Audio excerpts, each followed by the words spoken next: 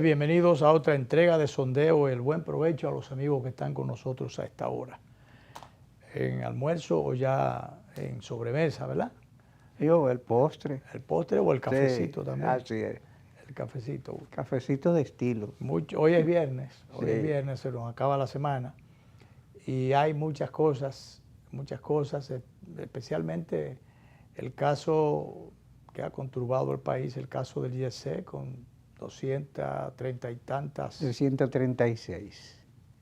tantas 170. personas fallecidas allí y todas las secuelas, todo lo que esto, los daños que esto provocó. 174 huérfanos. 174. Viudas, viudos, Yo- novias sin novio, de todo un poco. Gente que quedará con laceraciones permanentes, físicas Ayer y mentales. ayer le dieron de alta a la última persona, una joven señora que tiene unas lesiones severas en una pierna. Todavía. Prácticamente le reconstruyeron la pierna.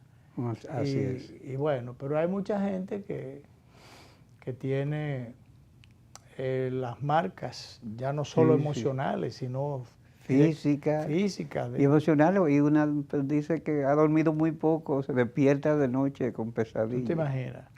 Entonces, bueno, pero lo que ha copado la atención en términos noticiosos en el día de hoy, a partir de ayer, es que la Procuraduría dejó primero la visita de procurado por la autoridad del señor Espaillat y su hermana.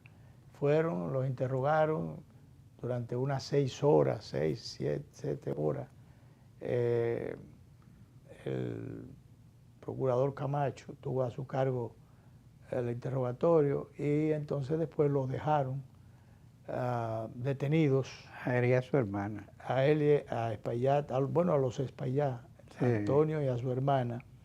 Creo que la hermana funge como administradora. Sí, ahora son investigados por homicidio involuntario. Se le atribuye al Ministerio Público, a la Justicia. Sí, es el tipo penal con que se ha calificado. Se le ha calificado el expediente como homicidio involuntario.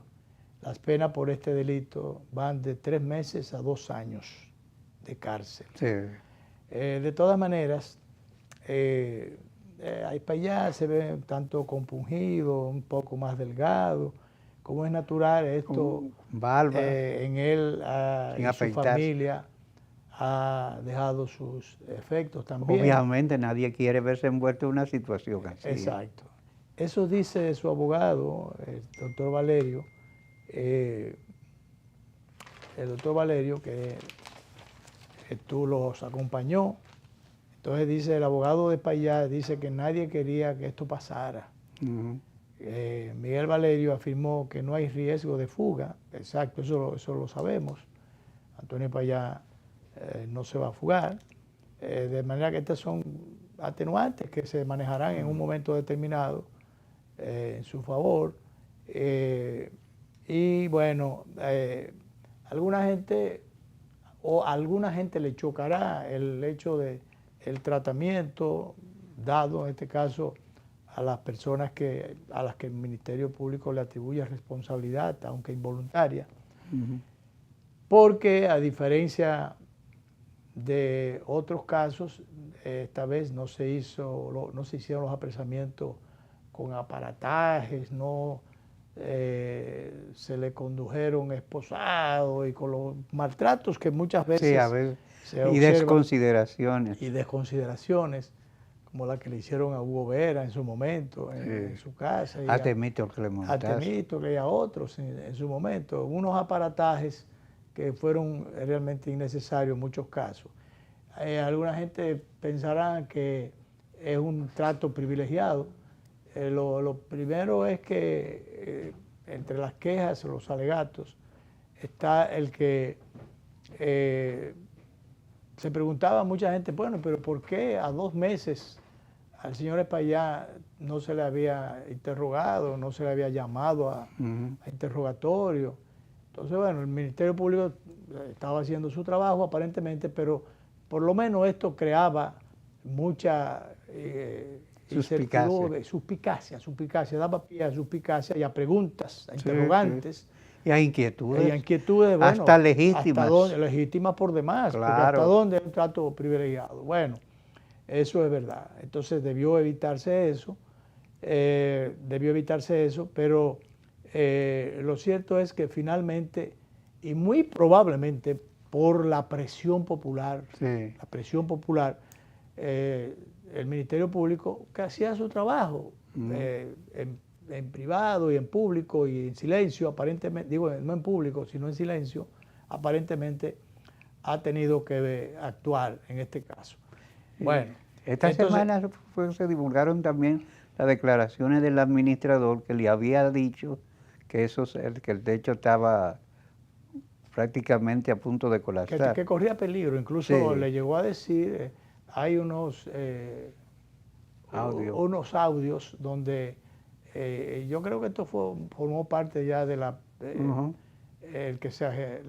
decisión de agilizar ya el llamamiento al señor Espaillá, o a los Espaillá en este caso. Audios donde, en poder del Ministerio Público, donde se comprueba que este señor había solicitado incluso que la fiesta de ese día, trágica, lamentable, fatídica, que no se hiciera, que no se diera. Y entonces que hubo insistencia en ese sentido. Bueno, lo dijo en un programa de María Cela, uno de los sobrevivientes. Él perdió a su esposa allí y él tiene todavía laceraciones o las secuelas de este trágico evento. Anda con un bastón, tiene algunas marcas en su cuerpo. Y fíjate que él no fue de los más... bueno, pero ese fue una de las personas que en un momento determinado descubrieron que había alguien con vida o que había un cadáver, y entonces en una de esas él sacó la mano. Él pudo sacarle una mano apenas. Era lo que se veía de él. Él dice que quedó metido bajo muchísimos escombros después de... no recuerdo si él pasó unas 7 horas debajo de hay una persona así que pasó casi 24 horas. En el caso de él pasó unas 7 horas debajo. Y bueno, su esposa falleció. Ellos tienen 3 hijos. Y bueno, los niños están totalmente traumatizados. Imagínate tú los hijos de la capitana y el capitán que dejaron, creo que 3 niños huérfanos. Vi un reportaje el otro día, aterrador aquello, y triste. Ahora los niños han tenido que irse para el campo. Esos jóvenes capitanes, los 2, han tenido que ser llevados para donde los abuelos, para el campo. Y una cosa, alguna gente se quejaba de que Espaillá no se pusiera en comunicación con los familiares de las víctimas, de los afectados. No sé, pero ahí yo creo que si estaban ya identificados, la prudencia indicaba que había que hacer un esfuerzo por tratar de comunicarse. Decirle, mira, vamos a ver cómo te asistimos.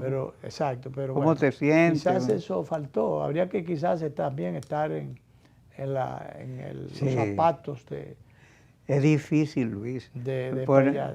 Porque tú te has envuelto en un problemón en el que te has envuelto la familia. De todas maneras, la justicia, Danilo, por presión o con ella o sin ella, ha actuado, en este caso el Ministerio Público, porque ahora tiene que caer esto ya, ir a juicio, y hay un paquete de demandas, una cosa, porque ya en la parte penal probablemente no haya muchas cosas que hacer por la cuestión de ser una situación involuntaria. Pero entonces ya por la parte civil, las demandas para... la demanda por reparación. Por reparación mínimamente de algunos daños, ya no le van a devolver la vida a todos los que fallecieron. Pero hay gente allí que ha quedado con el doble trauma, el trauma físico, de la pérdida de los seres queridos, de sus familiares, pero también niños que han quedado desamparados, que han quedado indefensos, porque lo que le llevaban el sustento y le daban la protección ya no están. Sí, además solo la falta de los padres. ¿Dónde están mis padres? Hay niños que están en una edad que no pueden entender eso. Mira, me gustaba a mí la reacción de doña Melba Grullón, quien ha creado un fondo. Su única hija la perdió en esa catástrofe y ha creado un fondo para estudiantes avanzados. Sí, es interesante esto porque ella, de hecho, fíjate que ha dedicado toda una vida, largos años, a la protección del medio ambiente. Esos programas que ella tiene, su fundación, ha hecho un trabajo extraordinario. Entonces ahora con esta pérdida muy sensible de su hija y de su esposo, el esposo su única hija, su única hija, pues realmente ha tomado la decisión de dedicar un capítulo importante para estudiantes sobresalientes para estos casos. Muy interesante, plausible por ella, dentro de su dolor, tener esta iniciativa tan importante. Mira, hablando de la parte, bueno, ya dijimos que desde 3 meses a 2 años, dependiendo de las circunstancias del caso. Aquí estoy yo seguro que se recurrirá a muchísimos atenuantes, pero la parte en principio que se puede aprovechar de este daño, la parte, si se quiere, positiva como aprendizaje, como lección de vida para en lo adelante. La lección que no debemos olvidar. Exacto. Que es la supervisión. La supervisión, el control supervisión de las obras públicas y privadas donde asisten gran cantidad de público. Por ejemplo, en aquellos sitios donde se celebran grandes eventos artísticos, aquellas plazas comerciales realmente son supervisadas, aquellas plazas, aquellas construcciones donde existe una gran cantidad de comercios, de centros de bebida, de comida y de diversión, donde acuden muchas familias los fines de semana. Tú sabes que nosotros una vez tocamos ese tema, que aquí no se ha evaluado una cosa. Estamos haciendo unas torres grandísimas, pero aquí nada más hay escaleras que llegan al 3er piso de bomberos. Claro. Y yo creo que nuestros bomberos estén entrenados para un desastre o una catástrofe en un edificio de 20 pisos. Claro. Y ya eso abunda aquí. No, claro, no hay esas escaleras para ni el entrenamiento ni el eventuallaje. Y sobre todo, Danilo, saber si esas grandes torres, todas los constructores, los arquitectos, diseñadores, si previeron las escaleras o los escapes de emergencia suficientes, convenientes, necesarios. Porque tú recuerdas una vez se habló de que, por ejemplo, en el famoso edificio de oficinas gubernamentales, Juan Pablo Duarte, más conocido como el Huacal, por la cantidad de botellas y no de vidrio que se aposentaban allí, o en un momento determinado se descubrió que el pasillo, las escaleras de escape, hoy no tenían unas puertas con candados. Pero imagínate, ante la eventualidad de un siniestro, de un incendio, ¿qué podría pasar allí? O sea, una cosa increíble. Así es. Bueno, en algunos pisos, como eso, ahí funcionaban, como es natural, distintas oficinas públicas, a los jefes de determinadas oficinas de esas, los titulares de esas, supongo yo que no serían los encargados de seguridad, pero ese tipo de cosas, de medidas, no se toman sin el consentimiento directo del titular de la institución. Ese tipo de cosas hay que informársele, debe informársele. O pues algunos para mantener la seguridad y el control de esas áreas, de esa determinada secretaría o dirección general, a ponerle un candado de grueso calibre, con cadenas, para que por ahí no entre ni un mosquito. Oye, ante una catástrofe, ¿por dónde va a salir la gente? No se va a tirar de un piso, qué sé yo qué cosa, de verdad. de por allá arriba. Tú sabes que antes de ayer, así fue antes de ayer que fui yo a una clínica grande, y tiene un parqueo en el sótano como debe ser, pero el parqueo está diseñado de una manera que yo dije, pero esto es una prisión, y las fajadas son muy inclinadas. Digo, aquí pasa algo Pero y va a eso no ser será el Centro de Pediatría y Obstetricia No, está por el botánico. Obstetricia y Ginecología, creo que Sí, está en la Avenida Independencia, en los frentes o detrás del Hotel Aragua, sí. que realmente, peor parqueo no puede tener. Lo tiene al frente, pero eso Un laberinto. un laberinto, unos escondrijos por ahí abajo.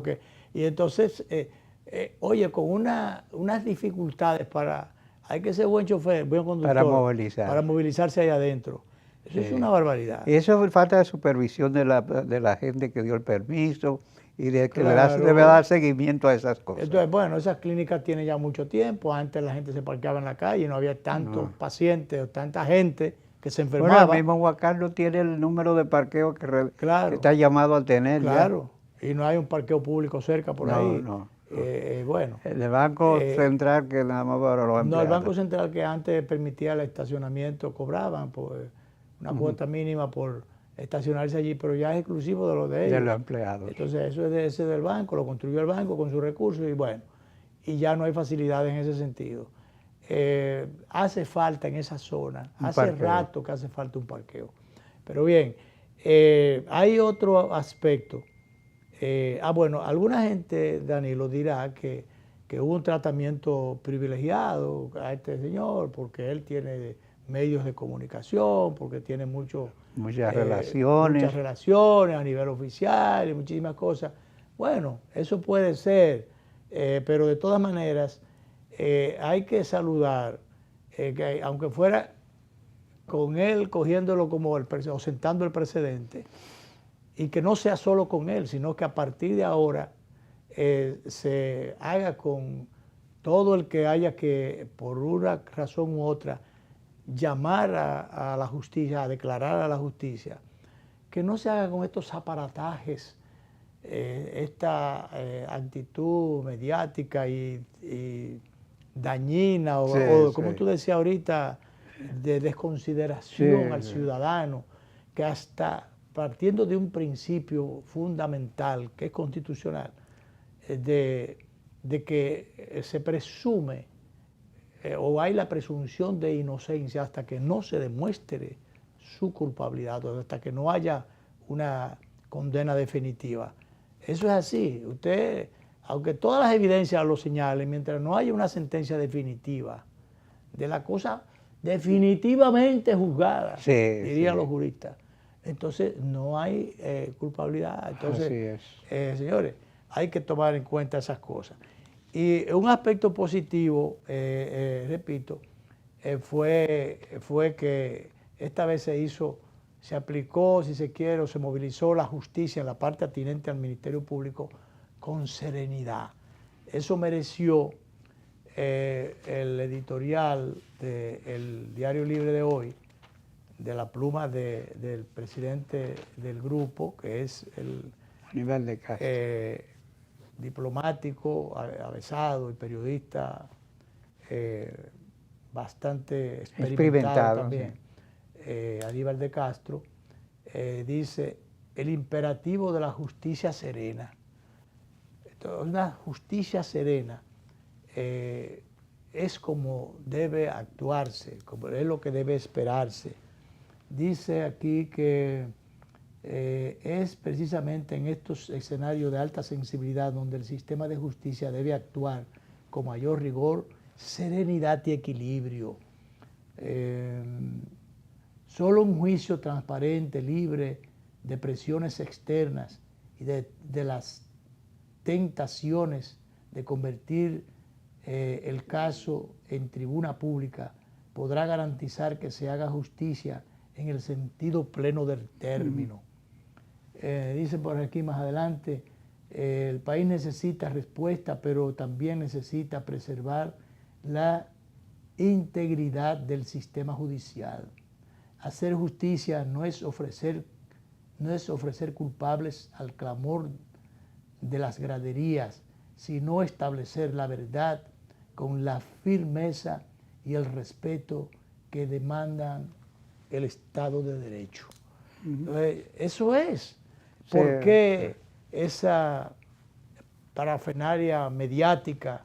¿Por qué ese vedetismo de algún momento que fue muy criticado y que ojalá no se repita y que se coja este caso como referente para que no importa el grado de situación que haya de por medio, se trate con serenidad, con firmeza, sí, y que se pero importa el rango social o político o económico de la persona. Mira, hay un dato noticioso para los fines, fue que en la mañana de hoy fue llevada a una clínica, a un centro asistencial, a la hermana de Antonio Espaillat.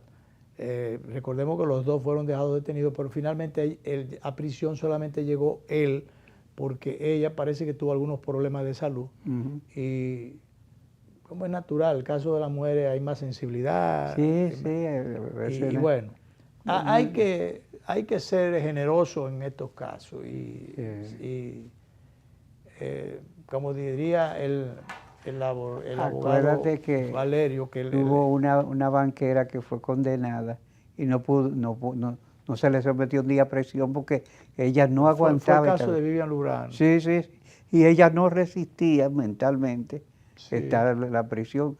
Hubiese sido matarla porque iba a dar un infarto, una cosa, un shock. Yo hace mucho que no tengo comunicación con la familia, pero realmente yo traté a Vivian realmente, y realmente era una situación atenuante para los fines.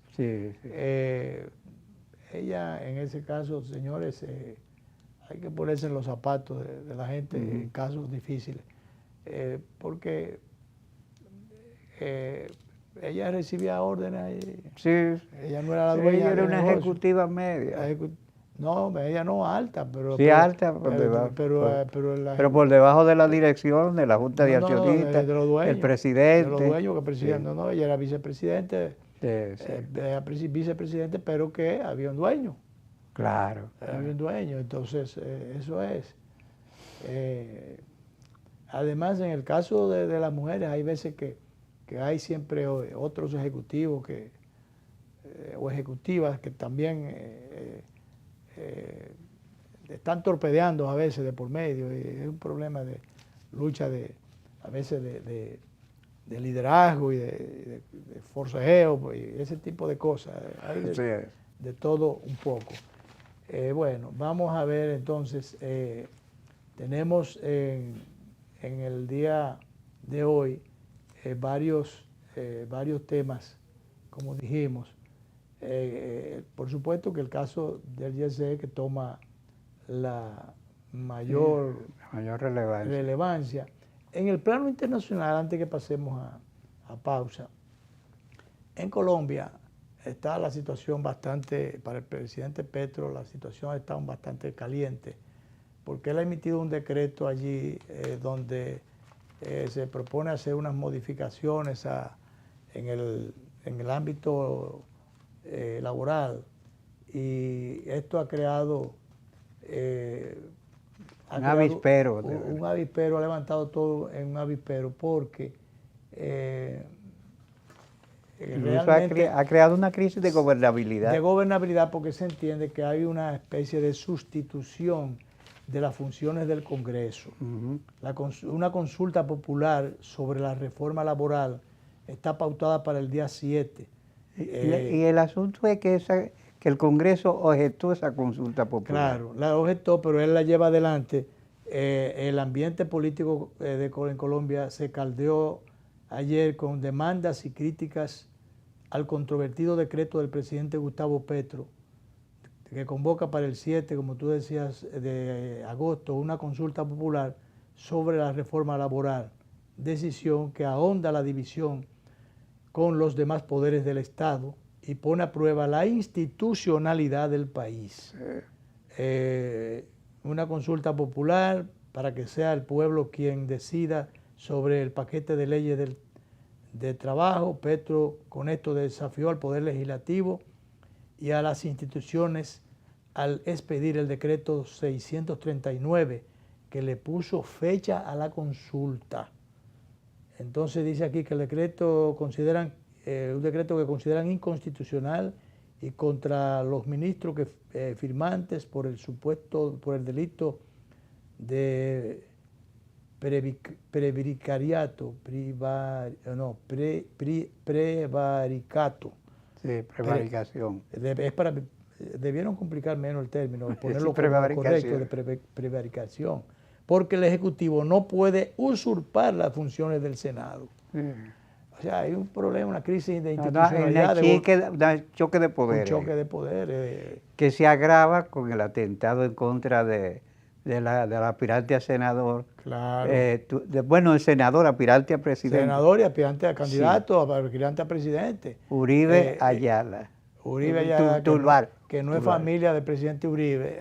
Sí, es afamiliado. Es familiado de uno que fue presidente, otro que fue presidente. Sí. Sí, Tulvar Ayala.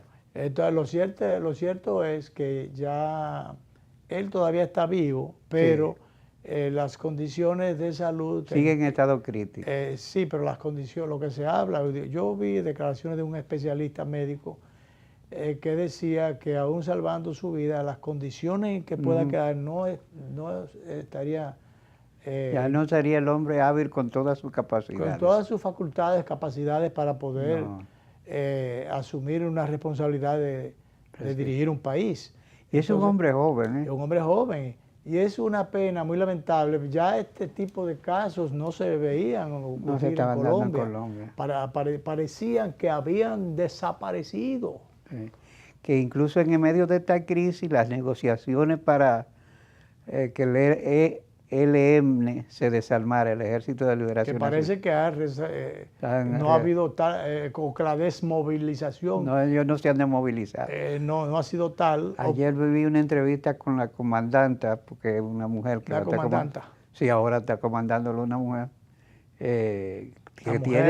Esa no es enfaldada, esa es pantalonada. Estudió magisterio, pero ella tiene 30 años en los montes. En los montes. Tirando.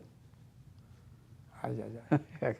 No, pues si ella tiene el liderazgo de ese grupo, imagínate. No se lo ganó a tiro limpio. Se parecía a tiro fijo, ¿no? Es a tiro fijo. Tiro fijo. Ganado a tiro limpio. Sí. Realmente parecía que había una desmovilización, pero no. Esto ha sacado la cabeza de nuevo. Ha reactivado viejos conflictos que se creían superados. Así es. Director, vamos a hacer una primera pausa.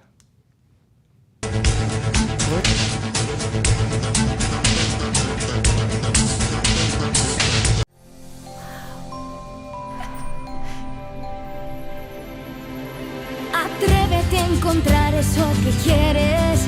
Solo tu magia la puede hacer brillar. Las ideas que siempre has imaginado, ilumínalas y hazlas realidad.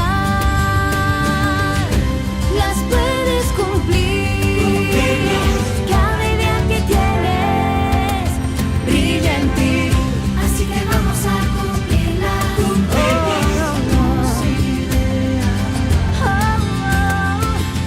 Así que vamos a cumplir las ideas. Hay un lugar donde tus ideas se cumplen. Las puedes cumplir. El Banco de las Ideas, 60 años cumpliendo. Popular, a tu lado siempre. Tengan buen día. Ay, disculpa. Un nuevo diseño. Buen día, hermano. ¡Hey, buen día! Buen día, Que tenga buen día. no va buen día. Y este día mi Ay, no. Día difícil, ¿eh? te digo, y buen día. El día está bueno, va buen día.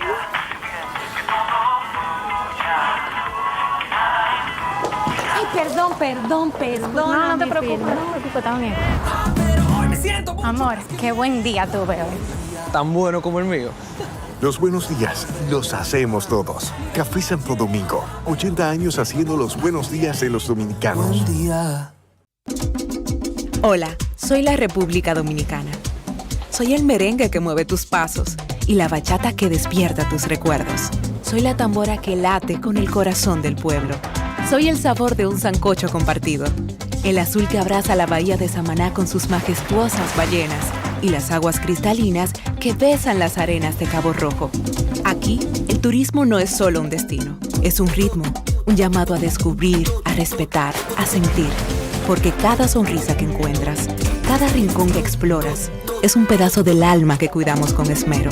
No vengo solo a sorprenderte, vengo a contarte que quien llega no solo se lleva recuerdos, se lleva un pedacito de nuestra esencia que lo acompaña para siempre. República Dominicana, reservada para el mundo. Banreservas, firme aliado del turismo dominicano.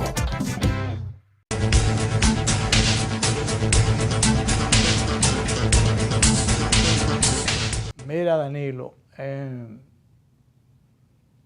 yo tengo tantas cosas aquí. Yo vi el día pasado un incidente por allá por la mata de Farfán. Un ciudadano que le estaba diciendo muchísimas cosas, muy merecidas por cierto, a un DGC que tuvo que tragarse la lengua. Resulta que había un punto más que de chequeo, un peaje, a decir del síndico. Este señor estaba totalmente indignado, es el síndico del lugar, y él reprueba totalmente, él dice muchísimas cosas ahí, pero él reprueba totalmente el que eso es una especie es ciudad, pero muy cerca, el campo está muy cerca de por ahí. Dice él que como esta gente le dice de todo, porque yo digo que merecido en función de lo que él dice, él se echa la gran cosa encima y ahí no hablemos de que hay una suplantación de autoridad, porque la autoridad del pueblo es él. Resulta que la DGC funciona en varias provincias, en varios lugares, ya casi en todo el territorio. Entonces él se indignó en extremo, porque estos DGC están chequeando a los motoristas, poniéndole multa y agarrándolos allí. Entonces él dice que son gentes de trabajo que van para su trabajo, que no son exactamente los motoconchistas, sino gente que va para su finca, para su trabajo en el área rural. Y entonces él los acusa directamente, que ustedes lo que están es macuteando allí a estos infelices, a estos hombres de trabajo. Y entonces, bueno, los riesgos que se corren cuando la autoridad se prostituye, cuando la autoridad no cumple con las funciones debidas. Hubo un sitio, no recuerdo ahora dónde fue, que un DGC, hubo una discusión grandísima allí, un DGC mató a un síndico, a un síndico, en un pueblo de eso, no recuerdo ahora dónde fue. Entonces se dan todas estas cosas porque el policía, la gente, pudiera sentirse en este caso, bueno, que el jefe de él es otro y que él no responde, pero no espérese. La autoridad del pueblo es el síndico y hay que respetarlo. Si aquí y donde sea se respeta la institucionalidad, hay que respetar las funciones en cada caso. Entonces, si este señor descubre como síndico, como autoridad del lugar, descubre que una determinada autoridad, en este caso autoridad de tránsito, está distorsionando sus funciones y la está cogiendo para macutear, para entorpecer, para complicarle la vida y la existencia a los hombres de trabajo, a los ciudadanos de su pueblo, bueno, pues él tiene que actuar. Entonces me dirá, ¿por qué él no lo hace frente al superior o al coordinador de esos operativos? Porque él dice, yo estoy cansado de llamar al jodido coronel ese y no aparece o no hace nada. O sea, oye, así mismo lo dice.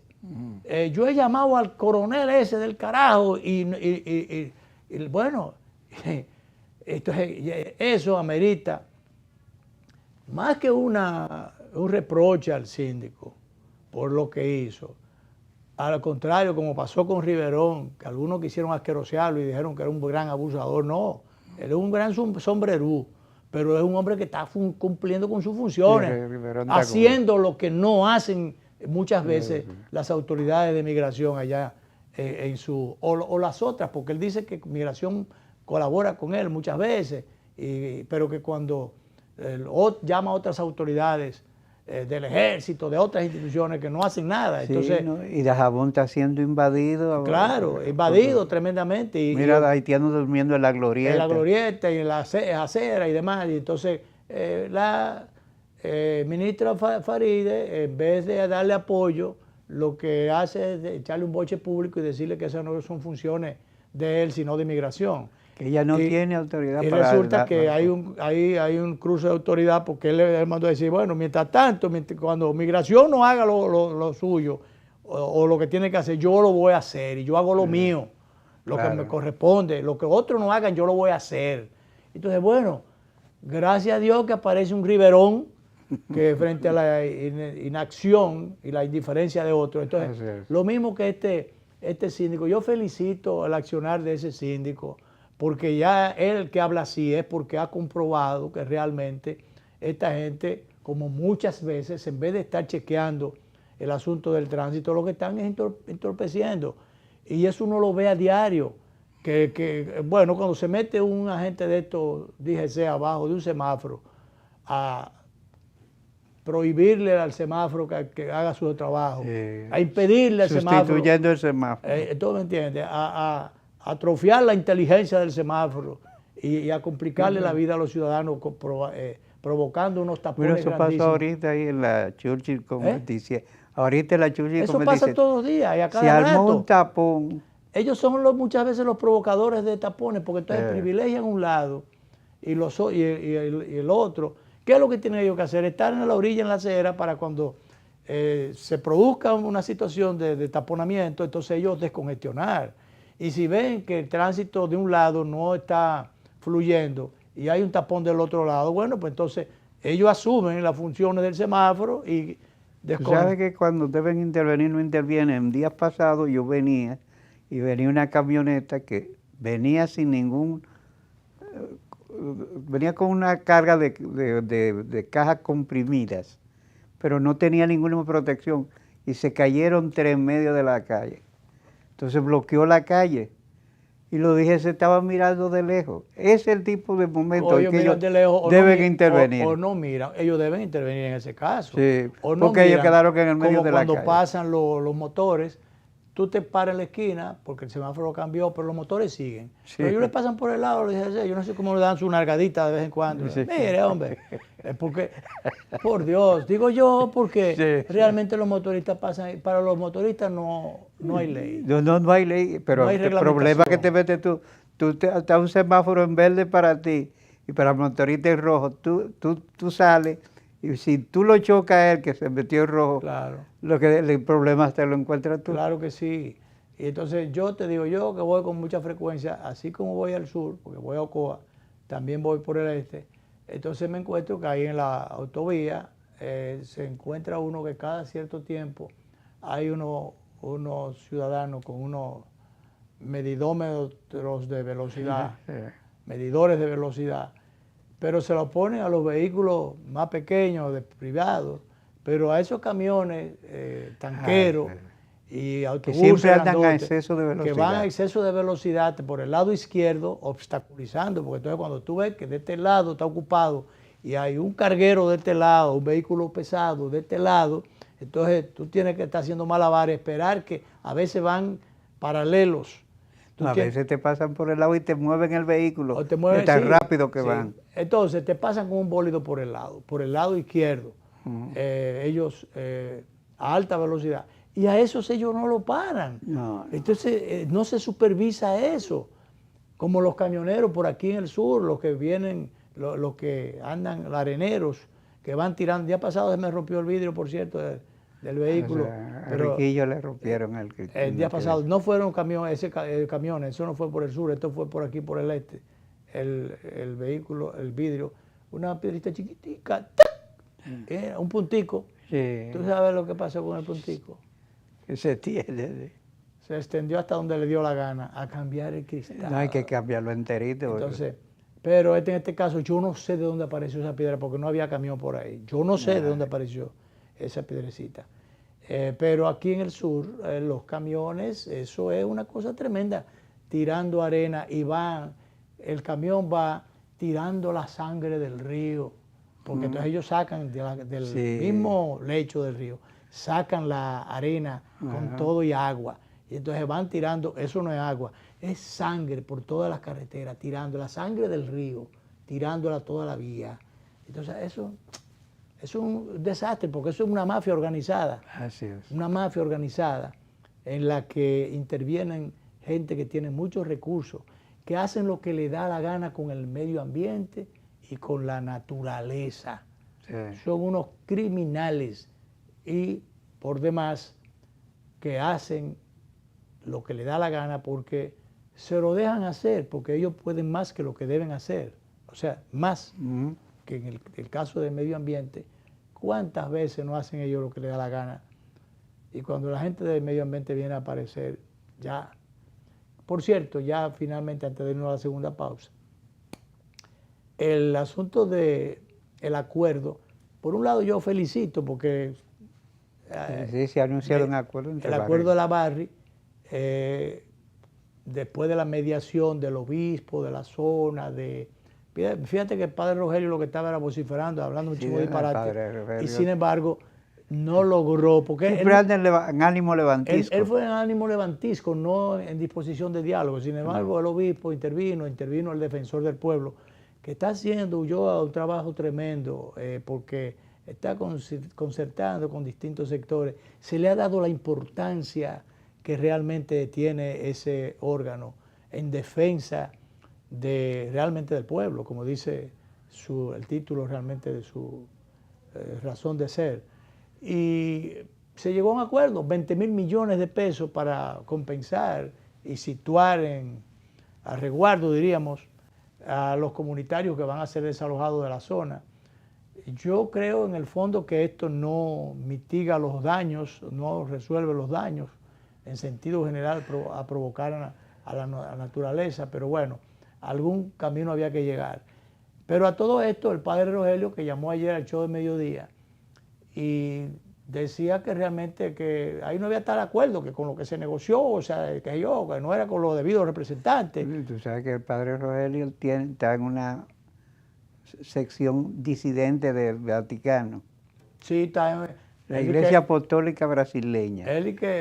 Un invento ahí de que él es obispo ahora. Sí, sí. Él tiene el rango de obispo. Sí, obispo. Pero imagínate, un hombre que el cardenal le prohibió la entrada de Televida y a otros sitios. Sí. Tenía impedimento de entrar al canal de la iglesia por irreverente. ¿Te entiendes? Sí. Porque era un cura. Incluso decía el cardenal, ni se viste como cura. Ni se viste como cura, con esas greñas, entonces, nada más con un par de piedras en un macuto y con un discurso beligerante, guerrerista, belicoso. Sí. ¿Verdad? Entonces, el cardenal no lo excomulgó de la iglesia, por lo menos hasta donde él pudo. Le prohibió la entrada al canal de la iglesia y yo supongo que a la catedral también. Así es. No podía dar misa, tenía que irse al campo, por ahí abajo una mata, daba su misa. A un amigo nuestro que le han prohibido la entrada a la catedral. ¿Cómo es? A un amigo nuestro le han prohibido la entrada a la catedral. Sí, porque cada vez que va de irreverencia. Se quiere subir al púlpito. A sustituir al cura. No, pero así tanto así no. Bueno, pero de todas maneras, en lo que se investiga el caso, yo saludo al acuerdo, porque lo que no se podía estar con el forcejeo que había allí. Evitar el conflicto hay que evitarlo. Una población indefensa, desvalida para los fines, lidiando, sorteando situaciones difíciles con uniformados, bien armados, que lo que iban allí era cumplir órdenes solamente, los mandaban allí a yo no diría que a proteger, algunos decían que a proteger a la Barry, pero en este caso era ponerse contrario al pueblo, ¿verdad? Sí. Una situación muy difícil. Y eso no iba, ya lo escribí hace unos días en la columna, eso no apuntaba a nada bueno, se iba a terminar en una matazón allí. Entonces, para evitar eso último, la matazón, bueno, que maten el río, que maten a los riachuelos que salen por ahí, porque ahí van a matar todo. No es verdad que una presa de cola va a dejar nada vivo por ahí, pero a algún camino había que llegar. Entonces, vamos a ver, ojalá que el oro no sea un oro envenenado que mate todo por ahí, el oro que se saque de allí, porque también hay que tener un poco de racionalidad. Si la naturaleza fue pródiga con determinadas zonas, ojalá tengan de verdad un método que sea amigable con el medio ambiente. que sea amigable con el medio ambiente, que se dañe lo menos posible y que realmente los beneficios económicos, materiales, que pueda recibir de verdad lo reciba la población. Que la población, la región reciba una parte de ello y el país también. Sí. Que no se lleven los lingotes sin contar o sin supervisar, como en algún momento se denunció que lo estaban haciendo, sin el debido control, estafando al pueblo dominicano. Ojalá que eso no ocurra, que ya que se va a hacer el daño, que el daño sea por lo menos con algún provecho, ¿verdad? Vámonos a la pausa, director, la última.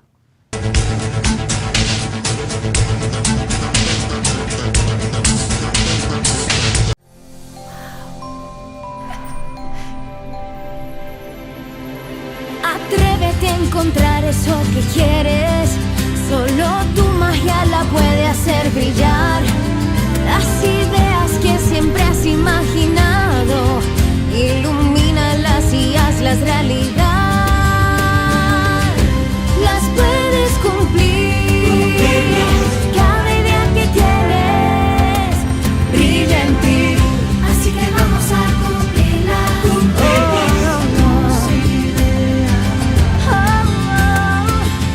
Así que vamos a cumplir las ideas. Hay un lugar donde tus ideas se cumplen. Las puedes cumplir. El Banco de las Ideas, 60 años cumpliendo. Popular, a tu lado siempre. Tengan buen día. Ay, disculpa, Un nuevo Diego. diseño. Buen día, hermano. ¡Hey, buen día! Buen día, Que tenga buen día. no va buen día. Y este día mi Ay, no. Día difícil, ¿eh? y buen día. El día está bueno pa' un buen día.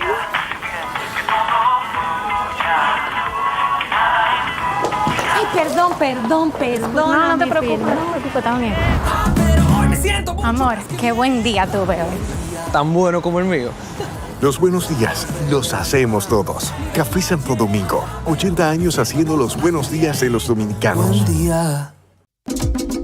Hola, soy la República Dominicana. Soy el merengue que mueve tus pasos y la bachata que despierta tus recuerdos. Soy la tambora que late con el corazón del pueblo. Soy el sabor de un sancocho compartido, el azul que abraza la bahía de Samaná con sus majestuosas ballenas y las aguas cristalinas que besan las arenas de Cabo Rojo. Aquí, el turismo no es solo un destino, es un ritmo, un llamado a descubrir, a respetar, a sentir. Porque cada sonrisa que encuentras, cada rincón que exploras, es un pedazo del alma que cuidamos con esmero. No vengo solo a sorprenderte, vengo a contarte que quien llega no solo se lleva recuerdos, se lleva un pedacito de nuestra esencia que lo acompaña para siempre. República Dominicana, reservada para el mundo. Banreservas, firme aliado del turismo dominicano.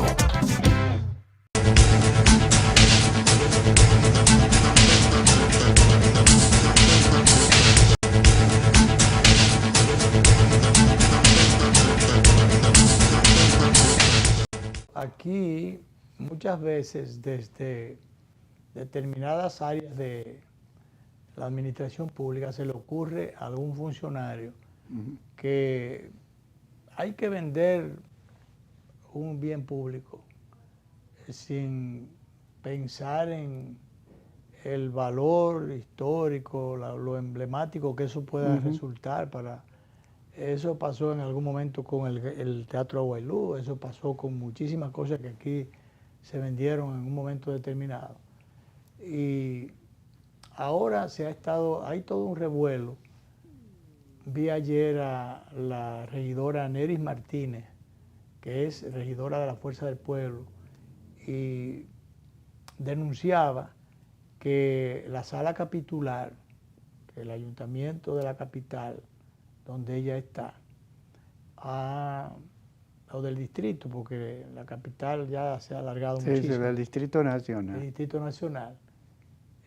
Con la mayoría aplastante que tiene el PRM, pues aprobó la venta de los terrenos del Estadio Quisqueya. E incluso inicialmente habían conseguido la modificación del uso, que en vez de uso deportivo y de otra naturaleza, ahora le cambiaron para un uso residencial. Entonces quieren convertir en un proyecto o un producto inmobiliario los terrenos del Estadio Quisqueya. Eso es, estaba buscando cuando se creó, se inauguró ese emblemático estadio deportivo, porque recordemos que cuando las grandes competencias aquellas, cuando la dictadura, las grandes competencias entre los rivales eternos, Licey y Escogido, se hacían inicialmente en el play de la Normal, en el Liceo Juan Pablo Duarte, detrás del Liceo Juan Pablo Duarte. Así creo yo, pero yo no había llegado a la capital. Bueno, pero me yo no vi nada eso. de eso tampoco, porque yo estaba muy pequeño a los fines en esos tiempos. Parece que ninguno habíamos llegado a la capital. No, pues yo aquí vine chiquito, yo amanecí en Ocoa. Yo vine que ya yo vine. No, tuve en Tajalán, pero yo vine pequeño. Pero yo, esos muchachos chiquitos creo que van a salir hasta de que andando en play y cosas.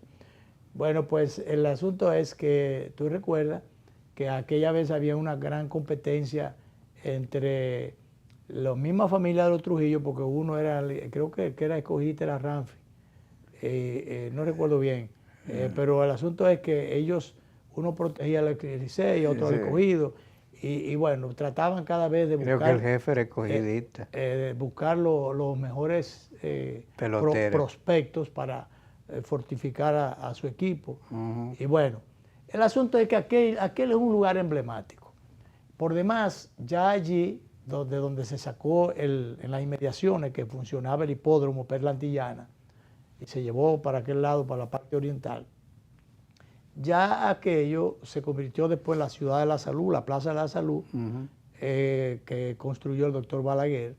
Entonces allí, señores, hay muchísimos enfermos y demás. Entonces, de manera que hasta los conciertos y el tipo de cosas que se quieran o se puedan hacer allí, en sustitución de la actividad propiamente deportiva, eso afecta al entorno. Sí, yo creo que sí. Yo no conozco bien el proyecto, pero he oído de hablar de centro de convenciones, eso, cosas que se pueden montar un concierto. Hace mucho que se está en eso. Lo que quieren es convertir, o sea, tratar de sacarle el mayor provecho en términos de valor al terreno, en términos inmobiliarios.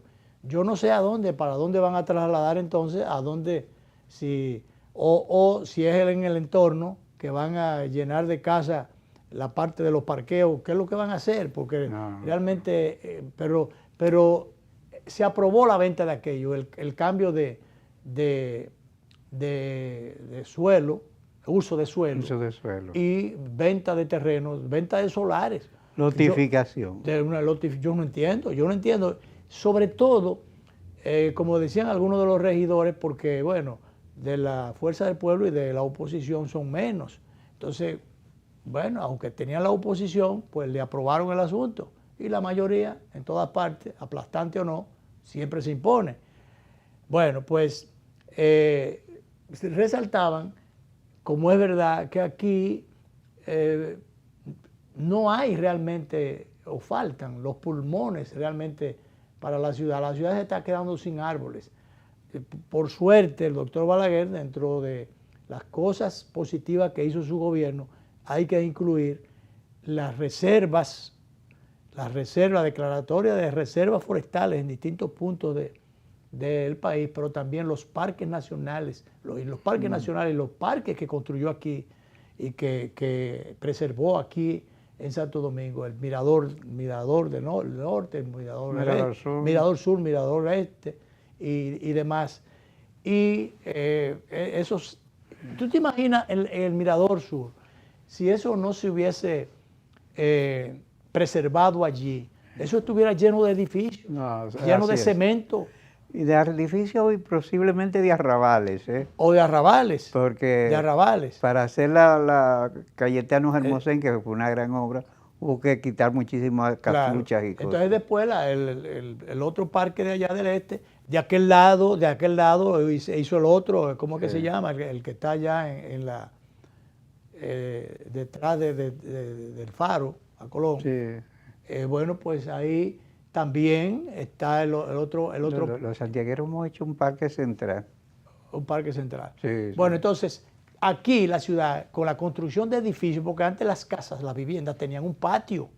Ahí habían árboles, había vegetación, que es realmente grama, y entonces eso mantenía el ambiente. Por eso el calor que hay, insoportable, porque realmente los árboles, las construcciones modernas, las grandes torres, han echado a un lado a los árboles, han acabado con los árboles. Así es. Y entonces hay un sobrecalentamiento de la ciudad capital y de las ciudades, porque eso está ocurriendo en Santiago y en muchísimos sitios. Sí. Y eso hay que mencionar que Peña Gómez también arborizó bastante. Exacto. Aunque tumbaron muchas. Sí, pero se sembraron muchos árboles en la acera que también lo han ido quitando. Sí. Pero el asunto es que se desaparecieron los patios, Danilo. Los patios, las áreas verdes, los patios, donde habían cocales, mangos, aguacates, de todo había. Entonces, bueno, en la zona norte es que quedan algunos, en el Sánchez Luperón es que quedan algunos patios todavía. Pero también eso se está ocupando. Me dice el director que el tiempo se nos acaba, de manera que... Feliz fin de semana. Feliz fin de semana para todos y el próximo lunes aquí estaremos como 2 soldados valientes. Así es. ¿Verdad?